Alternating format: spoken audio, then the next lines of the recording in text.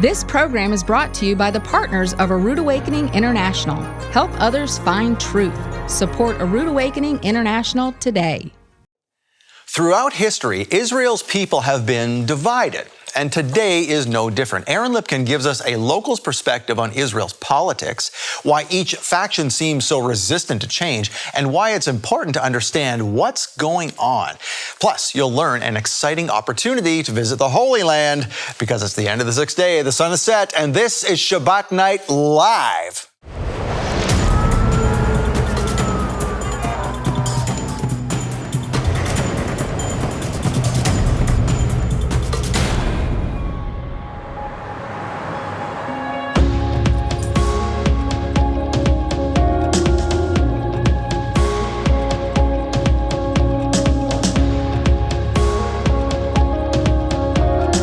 As they take this message out into the world.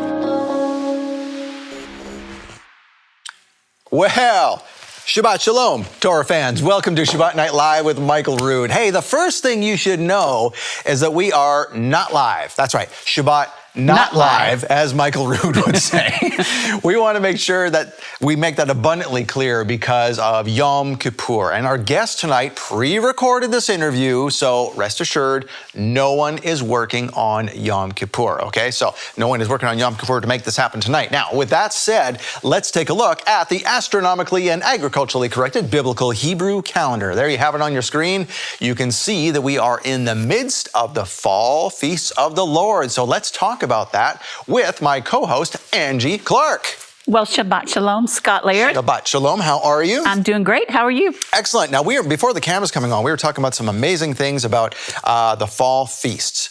And we're going to talk about all that in a second. But you were mentioning something to me about the trumpet blast at the beginning, which was last week. So that was Yom Teruah. Mm-hmm. And then we get into a Yom Kippur, which is where we're at now. And the next week, of course, is Sukkot. So tell me the progression that you suddenly realized that one of these things like, oh my gosh, I've read this 1,000 times, but I never saw it before. You know what? Where I got this from, actually? From the calendar. Really? It's okay. all right here. So you have the shofar blast, right? Yes. And that is the announcement that the king is arriving. Yom Teruah, the Yom trumpet Teruah. blast. Yes, Day of Trumpets. Yep. Okay. Mm-hmm. Yep. What did I say? Don't worry. That's right. No, we're all good. Yeah. Yom Teruah. Okay. I'll make sure I'm tracking with you. Day of Trumpets. Okay. Yes, Day of Trumpets. So anyway, 15 days later is the beginning of Sukkot. Yes. So Yosef built a sukkah for Yeshua to be born in, okay? Mm-hmm. And then, I love this so much, I never put the two together until this morning, actually. I was reading a little bit, and the 8th great day, it's a beautiful day of Sukkot. Usually it's 7 days, but that 8th day, the Father is saying, please stay with me one more day. I have something to show you. I have something to share with you. Others won't stay, but will you stay? And that's the day that Yeshua was circumcised. So there was that covenant right there, that beautiful covenant. So not only do we camp and have fun and all this, but it's so prophetic and it's so beautiful of what's coming. Mm-hmm. And isn't that typical? So like Michael Rood always makes fun of us Americans who go camping on Sukkot. He's like, nobody does this. What are you doing? I do. Yeah, I do too. And some people just go for the high days. Like, if we're working and things like that and the high days fall in the middle of the week, it's hard for some folks to get there. So we will often say to our group, some people can take the whole week off. A lot of them are retired. And we say, well, we'll be there on the high days, but some people stay there the whole week. But to your point, so Yehovah is saying, would you just stay one more day? Because usually on that 7th day of Sukkot, everybody's tearing down, lots of busyness, and then everybody just forgets about it. But that 8th day is a high day. Yes. People forget that not the whole festival of Sukkot is full of high days. No, it's just a feast. It's a festival. Right. It's the first day and the last day. Mm-hmm. So the last day should be something special. Right. But how many people really think about that? And that's where, if you're if you're reading the Torah portion, that's where we get into the joy of the Torah, right? So this is the joy of the Torah. The 8th day. At the 8th day, who was Yeshua? He was the living word. Okay, stop with our Christian minds. Who's the word? The New Testament isn't written yet. Right. What word are we talking about? It's the Torah. Yes. He is the living Torah. We are celebrating the joy of Yeshua, the joy of the Torah, the living Torah, and celebrated with his circumcision, as you mentioned. Beautiful. And that's when he basically becomes part of the family. Yes, right? that was the covenant. I mean, the that covenant. was the covenant. It's just a beautiful word picture, and we have so much to look forward to. Oh, we do. Yeah, Sukkot is an amazing time. And we were talking, too, about people who have passed on and things like that. And I was saying that, I can't help but think, ever since my dad passed a couple years ago, I had this vision of him, and whether it's just me trying to, come to grips with it or whatever, but when we die, yes, we're in the ground, but our spirit is still alive. We don't have our spiritual body yet. Right. But where are we? And so that's Right, the great spirit never dies. Spirit never dies, and that's the great mystery. To be absent from the body is to be present with the Lord at Abraham's bosom. All this mysterious stuff, no one really has ever known. Right. But I keep thinking, in the spirit realm, it's my dad. He's just in the spirit realm with all these people. Every time somebody passes, Jehovah's army just grows and grows and grows and grows. And there's Yehovah Tsevaot, The Lord of hosts. The Lord of hosts, Yeshua, waiting. And I picture this white horse just restless, valiant. wrestling Yes. with the bridle saying, let me go, let me go. And Yeshua's holding it back saying, just hang on, hang on. And that's what we have to look forward to, is all the enemies of this world, all the craziness going on will be defeated. Yes. Jehovah, it says in Psalms 2, it will laugh in their face because they think they're winning. Psalms 2, There's no way they're winning. Yeah, and that great cloud of witnesses, that is those who's gone on before us. And that's who he'll be leading to come back and get those who are still alive in him. Yes. I mean, it's just amazing, amazing things that are hopefully about to take place. That's right. It's time to look at what we have for this month's Love Gift. Okay. This month, a very special teaching by Dr. Miles Jones, and all the rest of it. You can just hold it up there, Angie, but we'll let the commercial do the talking. But I want to really just bring out what this teaching, you and I were both very jazzed about this. Yes, I can't wait to listen. This is exciting. Joseph's miracle. This is something about the story of Joseph in Egypt that is not written in the Bible, yet it is still used today in Egypt, and it's all over the Egyptian record about this man named Yosef, which is not a Hebrew name. And there's things in Egypt named after him today. Again, this is not an Arabic name. And that's by Dr. This Miles is by Jones? Dr. Miles Jones. It's called Joseph's Miracle, an amazing part of the story you don't know, and it puts so many pieces together. It's just an amazing thing. So Joseph's Miracle, get it. It's part of the Love Gift this month. Angie? Yes. Weren't you telling me, too, that Aaron kind of ties something in with this as well, kind of like a second witness? Yes. Okay, Yes. perfect. Oh, yeah. It all comes together. All going to be good. Yes, Yay. Jehovah plans all this together. We don't plan this. He just puts the pieces together, and we say, okay. Perfection. Perfection, exactly. All right, so Aaron Lipkin gives us a local's perspective on Israel's politics, why each faction seems so resistant to change, and why it's important to understand what is going on. But first, it's the Kiddush with Michael, so stay tuned.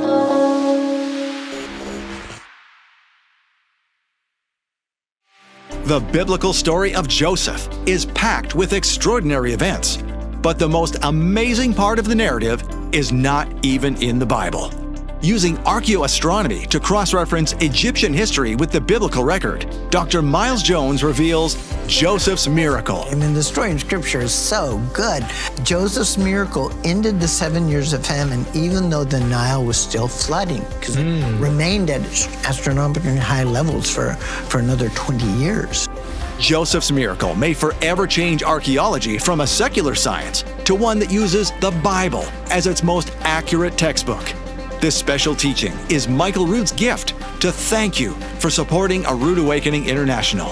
When you donate $50 to this ministry in October, we'll send you Joseph's Miracle with Dr. Miles Jones on DVD or Blu-ray. Donate $100 and we'll send you 2 gifts. Joseph's Miracle, plus a pair of handcrafted artwork magnets featuring semi-precious stones from Israel and blessings of peace and happiness for your home. Donate $300 and we'll send you 3 gifts. Joseph's Miracle with Dr. Miles Jones, the artwork magnets, and an elegant representation of the Aaronic blessing. This beautiful piece is made by immigrants to Israel and supports their communities for a better future. These gifts are a limited time offer from Michael Rood to thank you for your support. Make your donation today and receive the $50 gift, the $100 gift, or the $300 gift. Get these exclusive thank you gifts when you make a donation to support A Rood Awakening International in October. Hurry, supplies are limited. Call 888-766-3610. That's 888-766-3610. Or get your gifts online with a donation at monthlylovegift.com.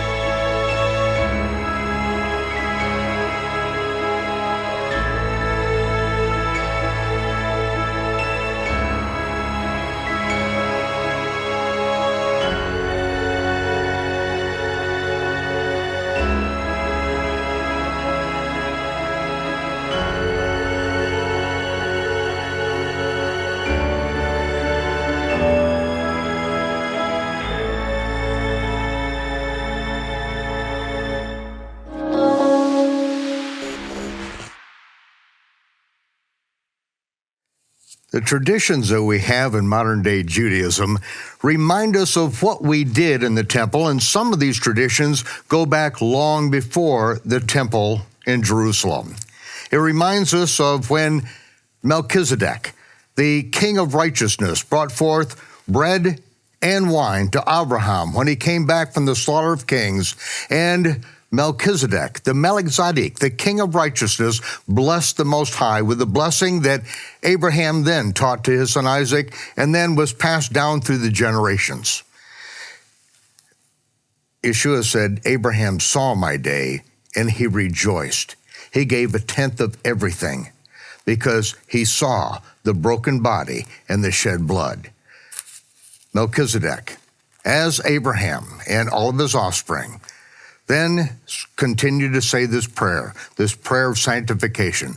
Baruch atah Yehovah, Eloheinu melech ha'olam, hamotzi lechem mi'haaretz. Blessed are you, Yehovah, our God, King of the universe, who brings forth bread from the earth.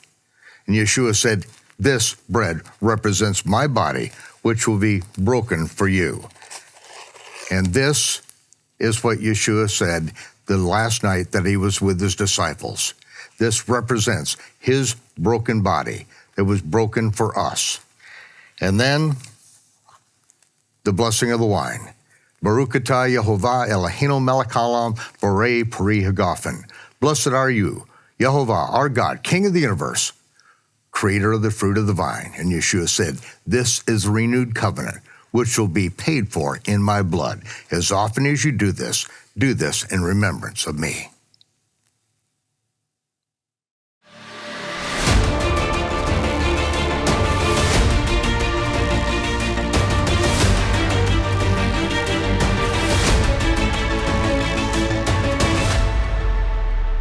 So the big question is, if Michael Rood is not doing a tour of Israel, what do you do? And in fact, Michael is in the studio today, and so is Aaron Lipkin. Welcome back to Shabbat Night Live. Thank you for having me. Michael just said, before we turn the cameras on, he says, look, I'm not doing any more tours, but I want people to go see Israel, and I think Aaron's tours are the way to go. He literally just said that, just sitting right over here.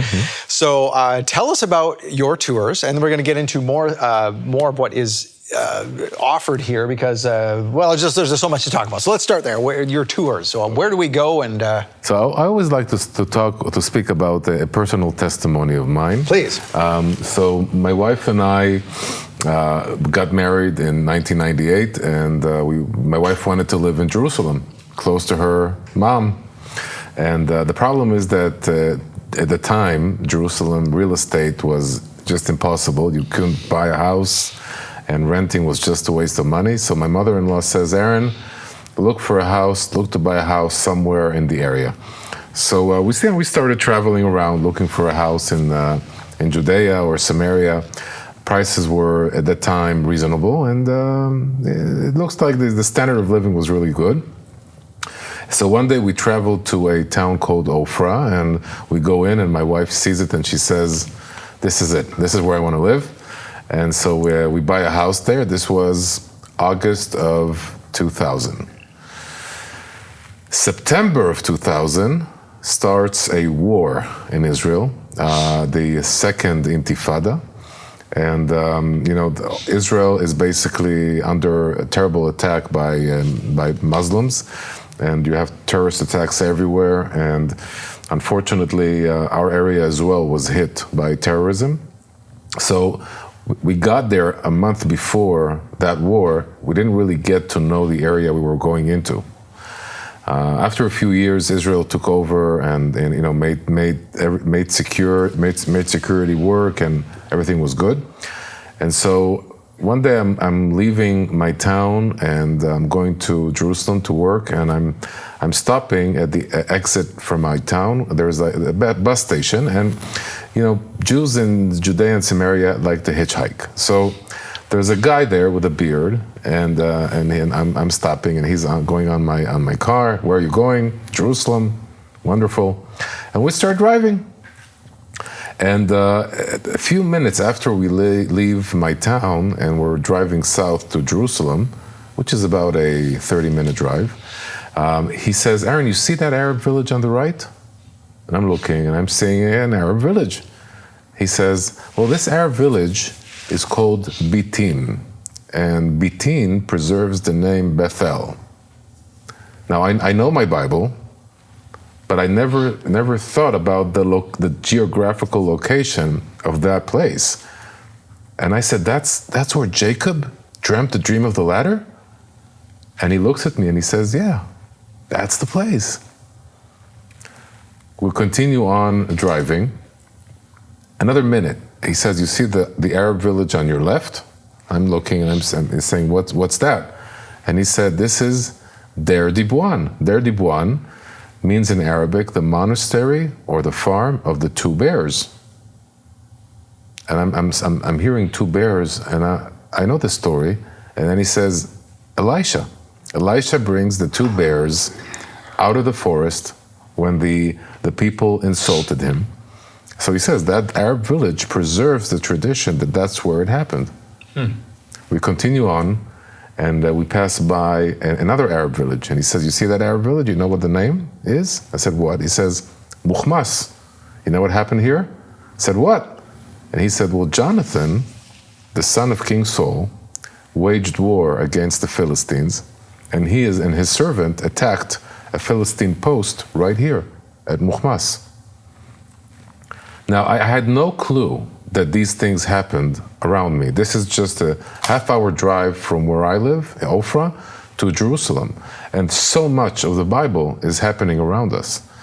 And I think that day changed my life and got me to understand that I believed in the verses. I believed that all the stories were real, but I never saw the places. So I like to say that suddenly the verses overlapped the geography. That minute, that second, those minutes that I drove with Professor Yoda Litzur connected me in a way that is undescribable. And so one of my aims in life is to bring as many people as possible to this area to connect to these biblical sites. Even if you're a Bible believer like I was, to add that geographical dimension to your world of faith, I think is very, very much necessary. So, yeah, and that's funny that you needed to see them to have it happen in your mind. That's what Michael says about the chronological Gospels, that he put all of Matthew, Mark, Luke, and John together, and the books of Acts and Revelation to correlate, so you get a general. A wider view of the story than you would just reading one book after the other, just connecting the two. And then you basically get to see Yeshua's life and times as they happened. And we read a lot of that in the Bible. Last week, we talked about this right here. This is, let's review this. This is something that's in the Bible, but we don't necessarily recognize it as in the Bible, and it's sort of this lost feast. And when Michael heard us talking about this, he asked someone to go grab this off of the wall. Can you explain to us again what this is? Yes. So we know from, as we spoke about the last week, about the Feast of the Lord that was held in the city of Shiloh, which is a feast that now we know is a native Israelite, Ephraimite feast. They wanted to thank the Lord for one of the main harvests of the land of Israel, the grape harvest. It was a very strong agricultural feast that was connected to this type of crop. But I think that what's interesting about it is not just the grape harvest, but also the fact that we see women as a major part of the celebration. And so when we look for other Ephraimite feasts in the Bible, we see that there are hints for other, I would say, women events that took place with the native tribes of Ephraim. And let's remember another story in the Bible. We have a story with the judge, I believe you say Jephthah, that his daughter came first to greet him, and he made a vow. So, the Bible doesn't say, but he vowed that he would sacrifice to God the first thing that's going to come and greet him. And so after her death, it says that the women would go 3 times a year or 4 times a year to cry and to remember the daughter of Jephthah. So again, we see here another feminine feast that's going on. That's part of the ancient native tribal tradition. So this is definitely one of my favorite ideas that's connected to Ephraim and the native Israelite tribes. Yeah, and if no one understands what we're talking about here, you have to watch last week's to find out what we were talking about, and that is that the Israelites were separated, as it were. So there were native Israelites living in Canaan, as it was known at that time. So Ephraim and Manasseh, their tribes were already there, and then the rest of the Israelites came over, and it explains all kinds of things, as we explored last week. So speaking of all kinds of places we can visit in Israel, again, the place to look for tours that you're running all the time, right, is, what's the website? So the website is www.lipkintours.com. Lipkintours.com. We have a variety of tours in the next 3 years, and what we're very what we really care about is bringing Bible believers to the biblical heartland of Israel. You can register to any tour going to Israel, and most tours are doing a great job, but they avoid visiting the biblical heartland of Israel. And so we emphasize the visit there. So we'll go to the Dead Sea, we'll go to Jerusalem, we'll go to the Galilee, but we'll also go to Bethel, Shiloh, Mount Gerizim, Mount Ebal, Elon Moreh, Hebron, all these major biblical sites that Bible believers have to visit it. So I invite everyone to come and register to one of our tours. And hopefully we'll also be able to arrange, an a Rood Awakening tour?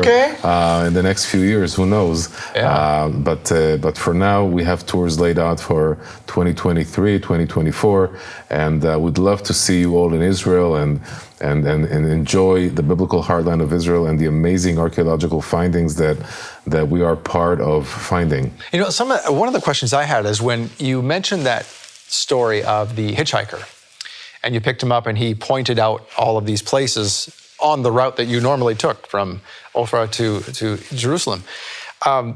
You mentioned that they were Arab villages. So is there any impedance going to visit these places because they're Arab towns? Yeah, so the history of settlements in Israel goes is basically wherever you have water is where you have a settlement.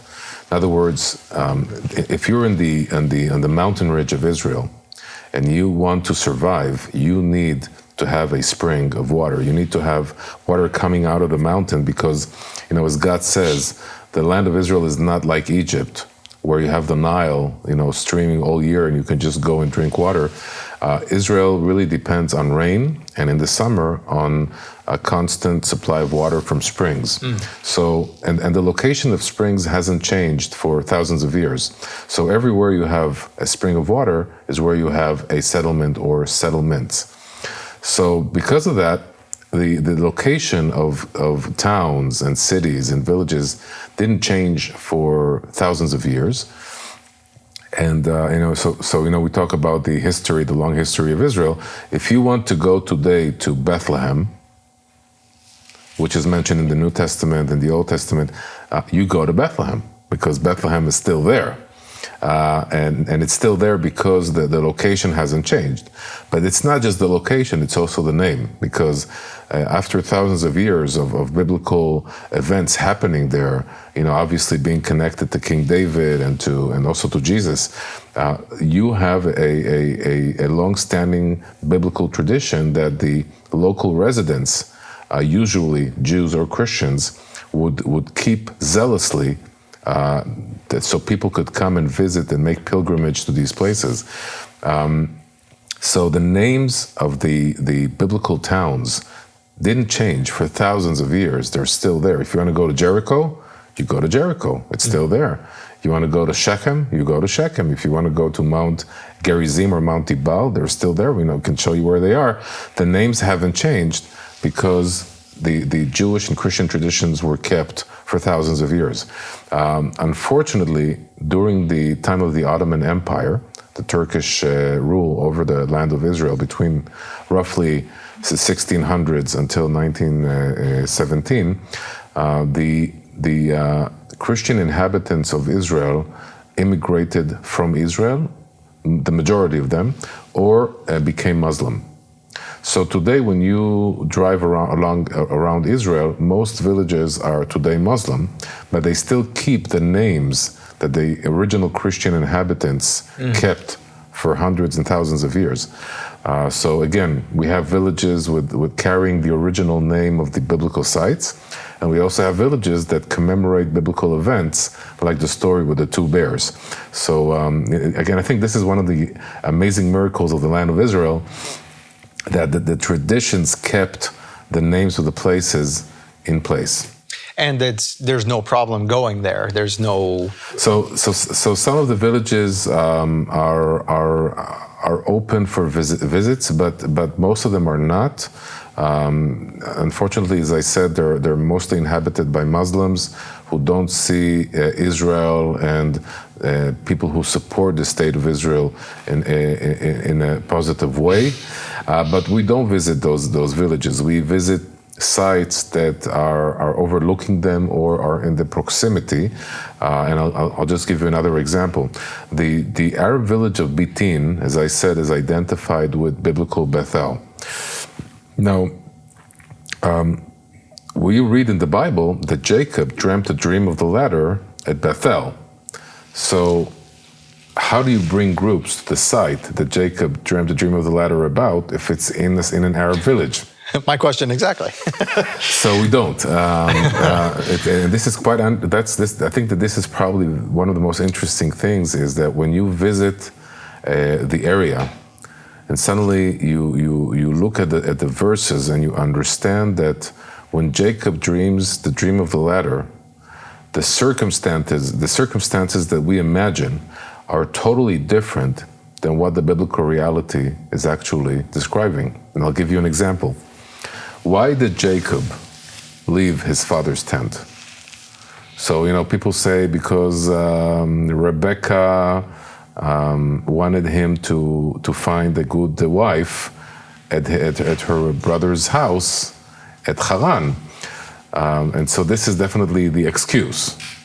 But why is Jacob really sent away from his house? The reason is that he just took the blessing from his older brother, and his older brother wants to kill him. So Jacob is running away for his life. He's not this rich guy that's like looking for a good hotel in Bethel to stay overnight, and then he has a great dream about angels and the ladder. Jacob is running for his life. He's all alone. the last place he wants to go into is a city with people where he would be easily traced by his brother and murdered. Sure. And so you're reading the verses in that context, and suddenly you see things that pop up, because Jacob comes to a place and he sees that the sun is going down, it's setting. And then what does he do? He takes stones and he puts them under his head as a pillow. Yeah, it seems kind of odd. I always wondered why something so hard. Why not just lie down on your arm or something? If I was a son of a rich guy like Isaac, I would look for a 5-star hotel in Bethel, put my head on a nice, straw pillow or whatever, and fall asleep. But he puts stones under his head. We understand that Jacob is camping out. He's not going into the city itself. He's somewhere on the outskirts outside in the area of Bethel. And this is fascinating, because when you look at testimonies of Christian pilgrims to the area of Bethel, you see that when they visit the Arab village, or at that time the Christian or Jewish village of Bethel, they're telling him, this is Bethel, but the place where Jacob dreamt the dream of the ladder is a mile away.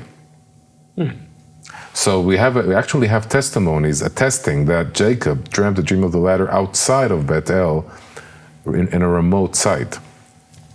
And surprisingly, one of Israel's most famous scholars, Bible scholars, finds a site that is located outside of Bethel, and it has, surprisingly, a holy tree.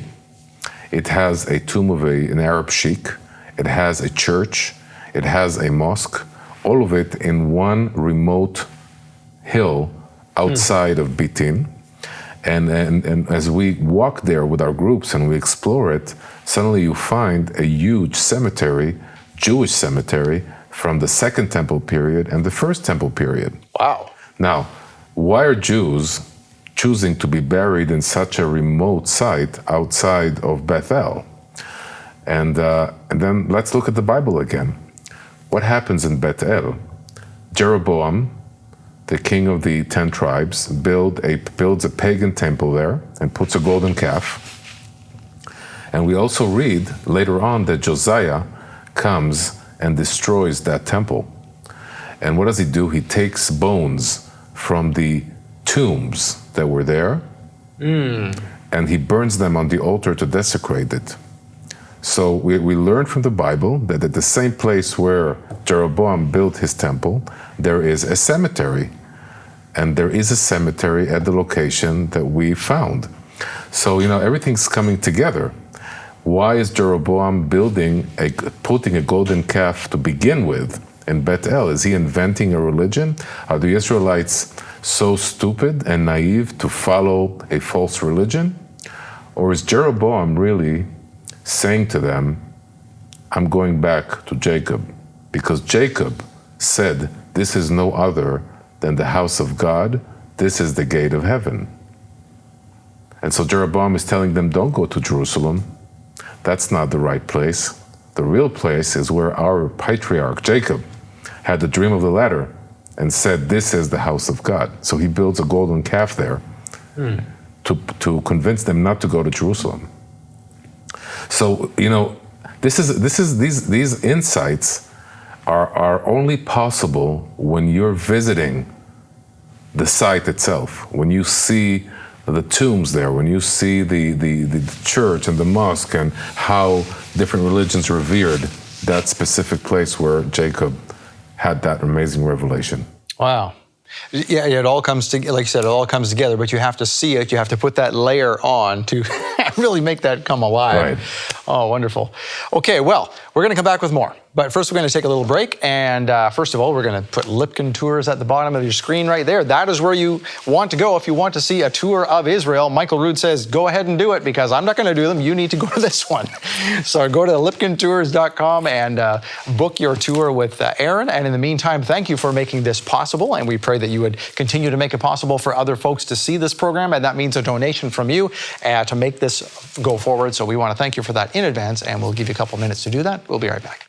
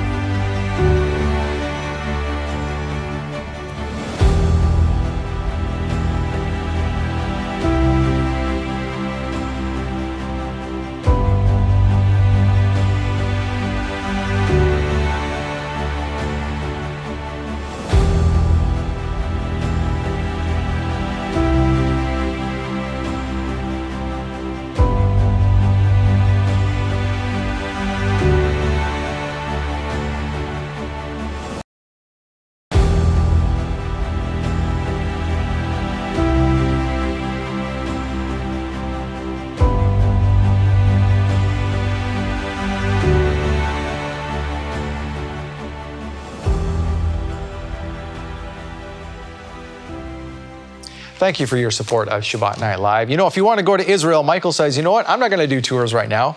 Go with Aaron. Go to lipkintours.com. And in fact, Aaron, you have a website where you can get a whole bunch of other things too. Like if folks are not able, for whatever reason, to go to Israel for a tour, you actually have guided DVD or guided tours on DVD. Is that right? Yes, I think that this is probably the second best thing to actually visiting Israel. So we have 4 Bible teachings. One about the site of Jacob's dream of the ladder at Bethel. It's called the Gate of Heaven. Obviously following Jacob's verse, this is no other than the house of God. This is the gate of heaven. The second DVD is a DVD about the footprint structures that we spoke about a few weeks earlier. And the third one is Ancient Shiloh, the Forgotten Feast, which also covers the topic of Tu B'Av, this mysterious Ephraimite holiday. And the fourth one is the story of Joshua's altar, the divine choice. And so these 4 DVDs are kind of like these guided tours where I walk with a Christian friend of mine and we kind of discuss the topics and the stories from our point of views. And so this is really, really very, very recommended. And we also have the 3 books of Adam Zertal. Yes, which you've been talking about for the last few episodes, so right? All these products are all available on our website at hiddenisrael.net. Hiddenisrael.net. Okay. And I'm sure that you're going to really enjoy the content on both of these types of products. But even better than that, I mean, you can go to these places. I asked you during the break, now do you actually go to the places we've been talking about? You know, these giant footprint structures, the Joshua's altar. Do we actually go there? And yes, you said, yes, we do. Yes, we do. And I have to say that we are one of the only ones that bring groups to these places. So if you're really interested in archaeology and in the Bible and seeing how the archaeological sites shed new light on the understanding of the biblical stories, then you're definitely are coming to an amazing experience with our tours. Yeah, and if you don't want to see a tour where, like Michael says, you go to the Church of the Holy Sepulchre to see where Jesus had his first falafel sandwich. Right. We don't do that. So everybody's invited, and as I said, Israel is on so many people's bucket lists, and we really cannot take Israel for granted. So if you have the possibility, the time, the finances, take advantage of it and come, you're definitely going to go through a life-changing experience. Now, people might say, well, okay, Israel, there's something, there's enough going on over here in the U.S., but I hear some rumblings of some instability or what looks like instability in Israel. So you live there. Can you give us a local's perspective of what is going on over there? I have no idea. Well, that's it, folks. Thanks for joining us. I have to say that Israel is a daily miracle. I have no idea how we are able to survive for so long with so many threats from outside, but also so much division inside the people of Israel and the Jewish people in Israel and in the world. But still, even though we have all these terrible conditions, for some reason, the state of Israel is flourishing. It's growing. It's expanding. Let me just give you an example. If you told Israelis 30 years ago that we would have natural gas and that we would export that natural gas to Egypt, to Jordan, and we would be the major exporter of energy to Europe, everybody would look at you and would laugh, because Israel was known at the time for having no natural resources whatsoever. Just last week, the Minister of Energy of Israel signed an agreement with the European Union. Israel is going to be the major supplier of natural gas to the European Union. That's totally. Nobody would ever believe that could be possible. Israel always suffered from water shortage. I remember as a kid, we would look with terrible fear to see how the Galilee Sea is going down and down and down, and the water is evaporating, and we're thinking we're not going to have water in the next year or in 2 years. Now Israel is desalinating water from the Mediterranean Sea, and we're exporting water to Jordan, to Egypt, and probably going to export more water and technologies to Saudi Arabia and other countries as well. This is unheard of in the history of our modern state. Doesn't Israel have the largest desalination plant in the world? Yes. On the Mediterranean Sea? I think we do, and the thing is that now we're so full of water that the Galilee Sea, we're not even pumping from the Galilee Sea anymore, and you know, by the way, when you go to the Galilee Sea, it's amazing. It's even more amazing for Christians to be there and connect to the place where Jesus and his disciples preached, and to visit Magdala and to visit Capernaum and Beit Saida and all these amazing sites that Jesus actually visited and preached in. So this is, you see the Galilee Sea, it's overflowing. And so, you know, thank God we're living through a very fruitful and life, the standard of living in Israel has risen immensely. Everything is so good, yet there are inner divisions, and you know, I'm often asked by Christians that I visit all over the States, what's going on in Israel? Why is there so much division inside the Jewish people, and why did you kick out Netanyahu from the government? What is this weird coalition that you have? Let's go into that. And now we hear that there's going to be another election because the current government, the current coalition is not holding on. So, you know, I'm not saying that I have an answer, but I think that I have an interesting insight that might clarify some and make some order in the chaos for many of our viewers. For thousands of years, the nation of Israel was divided. There were always subgroups inside the Israelites or the Jewish people that always fought each other, be spiritually, sometimes even physically, because each of those groups believed that they were right exclusively. And when you're looking through history, you can actually identify these types of, should I say, types of Jews or types of Jewish identities to three different groups. And let's call them Jacob, Israel, and Jeshurun. Okay. The first group, Jacob, is the I would say the religious identity. It's the identity that is totally committed to God, that is totally committed to the Bible, to the commandments, and for them, that is the whole world. The second identity is Israel. It's the sense of peoplehood. It's the identity of being part of a nation, part of a family of tribes, and a nation that is connected to a land. So let's just, for example, talk about this. We have Jews living in America. Okay, they have a full Jewish life, yet they're not living in the land of Israel. This is the perfect example of Jacob. Okay, Jacob doesn't need Israel. Jacob could be Jewish and could live a Jewish life, a Jacobite life, also outside of the land of Israel. Israel, on the other hand, is connected to the land. He is connected to the existence of a nation in its land. The third identity is Jeshurun. Now, where do we find Jeshurun in the Bible? We see it in the book of Deuteronomy. Moses speaks about the Israelites, and he gives them a name called Jeshurun.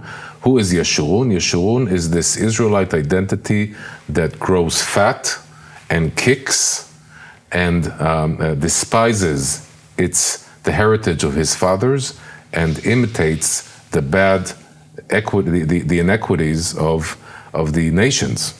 In other words, if Israel and Jacob are looking at each other, their focus is inner. It's into the Jewish identity. Jeshurun is with his back to them, looking outward to the world, so he's into the nation. secular Jew, as it were. He's the secular Jew, or he is the Jew that tries to imitate the common, I would say, Gentile identity. For example, let's look for other Jeshuruns in our history. Everybody remembers the Feast of Dedication, Hanukkah. And what do we see there? We see that there is a big struggle between the Hasmoneans, which are very zealous for the Jacob identity and the Israel identity of the Jewish people. And they're fighting not just the Syrian Greeks, they're fighting their own brothers who are Hellenized. Okay, so these Hellenized Jews that absorb Hellenism, that absorb the ruling civilization in that time, are Jeshurun, and so that battle between those identities is exactly what's going on during the time of the Hasmoneans. And when you look at the history of the Jewish people, you'll see that battle between those separate identities going on all the time. So when you look at the former governments of Israel, the former coalitions, what you see is that the religious parties, the Orthodox parties, also always go together with the national parties.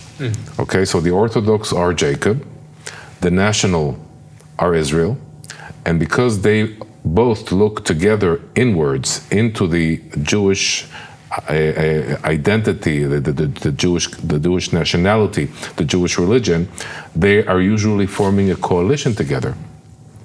And who's not in the coalition?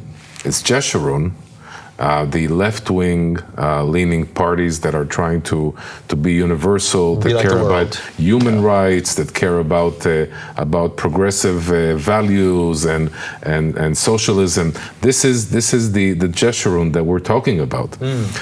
What happened with this current coalition in Israel is that historic covenant between Jacob and Israel was broken, and Israel made a coalition with Jeshurun.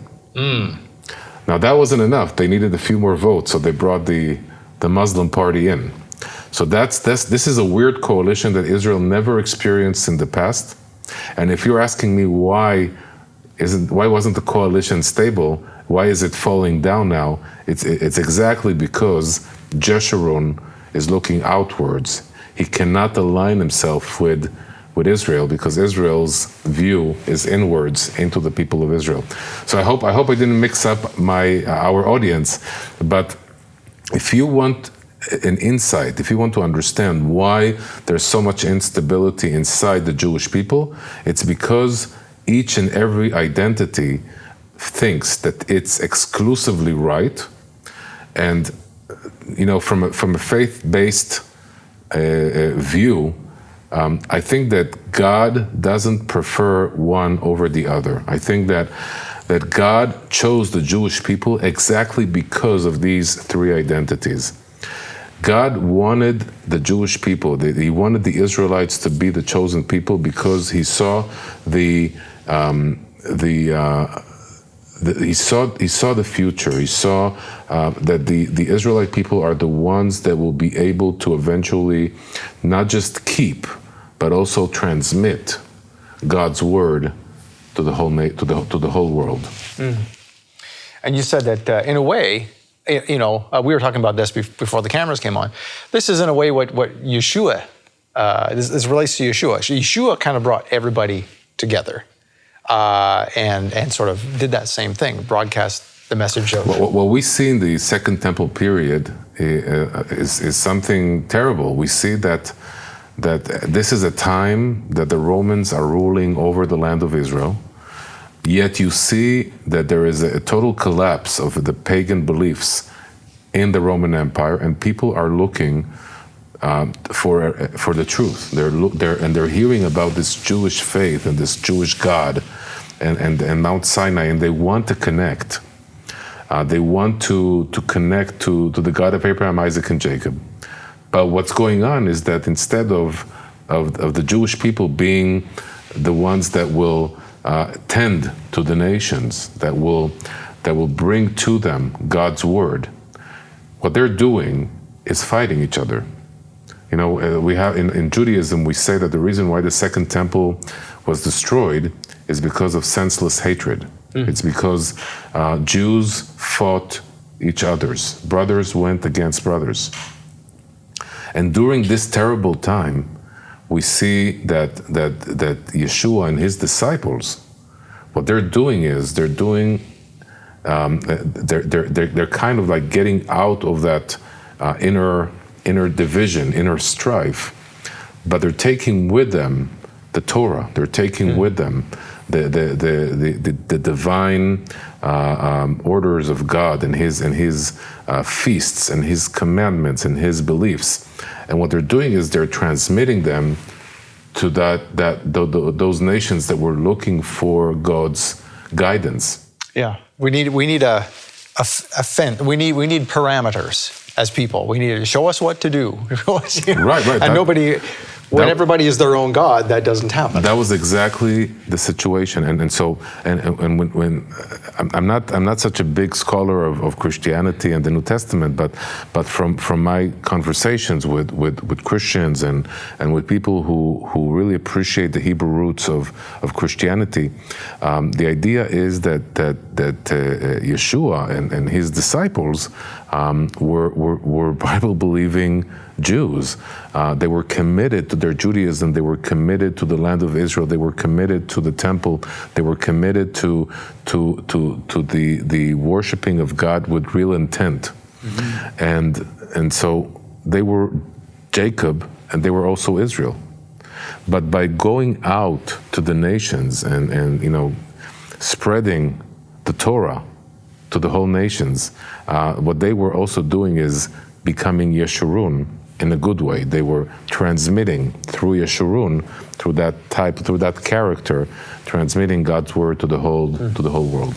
So real quick, we only have a couple of minutes left, but getting back to this situation in today's Israel, do you have any hint as to what that means on a spiritual level?